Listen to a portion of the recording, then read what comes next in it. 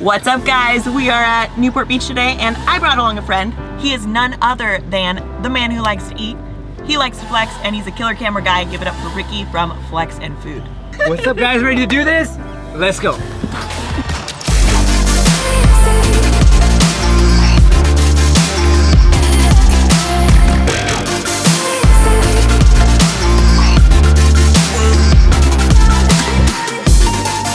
So the basic premise of today is we want to teach ourselves picture profiles and how to use them. Yes, so we both have a little bit of experience with picture profiles, but we're gonna see what we can do with S-Log 2 specifically, and really excited to shoot some really cool stuff. Yeah, just shooting B-roll, and we're gonna make some cool content.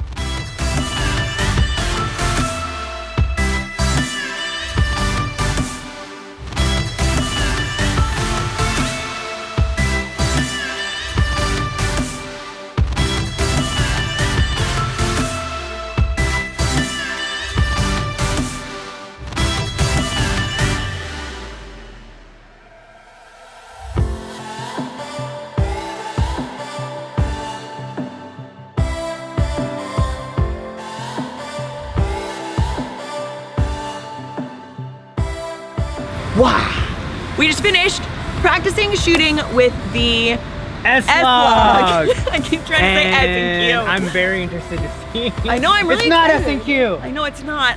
You guys, you'll have to excuse me. I have not had much sleep this week. My baby has decided this week not to sleep. And she still decided to get out here. So you know what? Credit where credit is due. OMG, thanks, Ricky.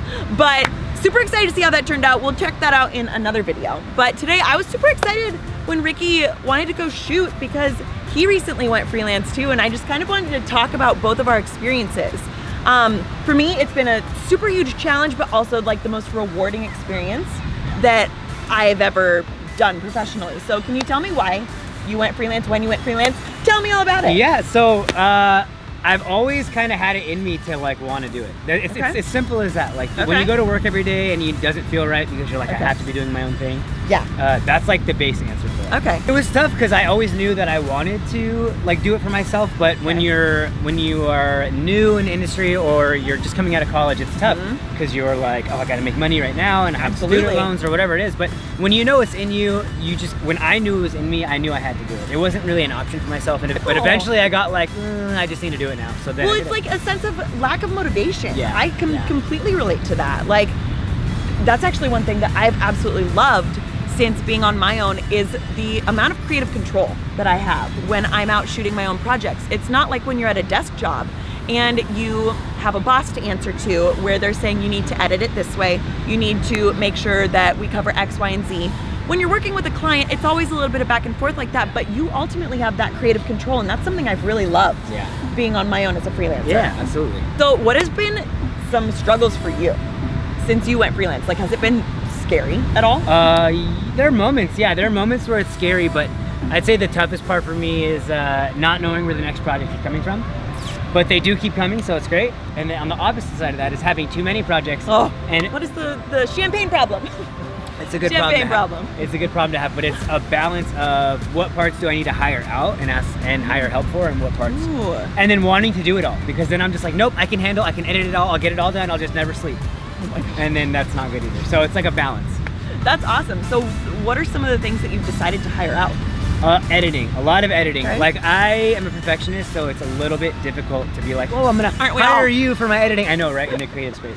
But it is super rewarding to hire people and work with them again and slowly teach them your style and what you want, because then it just becomes like clockwork. Like there's 2 editors I have right now that I'm like, I can give it to them with like mild notes and they take it and run, and I'm good with that. That's so rad. Having people that you can trust in your corner, like as a freelancer, it's like your go-to people that you reach out to. I love shooting with Ricky. He's one of my people who, like, if I ever need a second camera or if he ever needs a second camera, we both are Sony shooters. And it's really awesome to be able to connect to people in your industry. Working as a freelancer, your connections are everything. And looping back around to what Ricky was saying, there have been moments where I've been like, oh my gosh, where's my next paycheck coming from? It can be very nerve-wracking. Ultimately, at the end of the day, you have to remember that you are making the biggest investment in yourself right now. It may not pay off tomorrow, it may not pay off 2 weeks from now.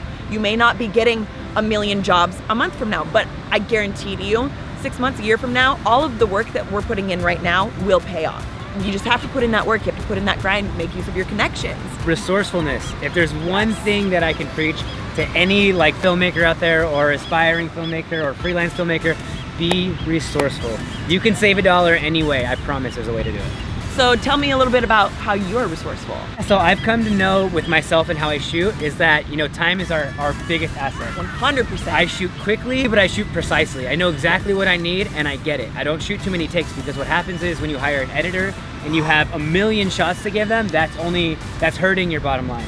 So if you have a couple shots to get them, but you know you got it right, you're gonna save time and money. Woo! Resourceful. So that might kind of be everything. I don't know. So going freelance.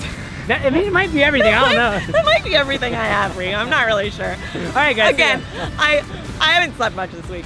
So ultimately, at the end of the day, huge investment in yourself. The most rewarding experience I've ever had. On the flip side, would not recommend if you don't have a plan in place. Before you go off on your own, you want to make sure you're not just being like, I'm quitting cold turkey. I'm just going out and I'm going to make money right away. And then you might have like 6 weeks where it's dry. You don't want to plan for that. And one of the most beneficial things I probably did was I was doing projects as I was working. So by the time I left, I had like 7 to 10 clients that I had worked with throughout the past years that I was there. Yep. And then it just kept on going. So you had a side hustle. Yeah. While you had your desk job. Yep. And you built up those clients as you were going, and then just took a step of faith, and that was it. Oh my gosh, that step of faith is like one of the scariest things you can do, but also just the best, right? Rewarding. Most rewarding. Yes. Oh my gosh. So thanks so much for watching. I think that might be it. I think that's it. I think that's it. Editing Shana here. Just realized I never told you where you can follow Ricky. Rude. You can follow him on Instagram at flexinfood. Super rad food videos, food photos, funny flexing photos. He's great. So yeah. All right, that is all that we've got for you today. Thanks so much for watching. If you like this video, please like, subscribe, comment, hit that bell for notifications to know if I post a new video. I will be posting that S-Log 2, not S&Q, the S-Log 2 comparison video coming up soon. So have a great week. Thank you so much. Bye. Okay.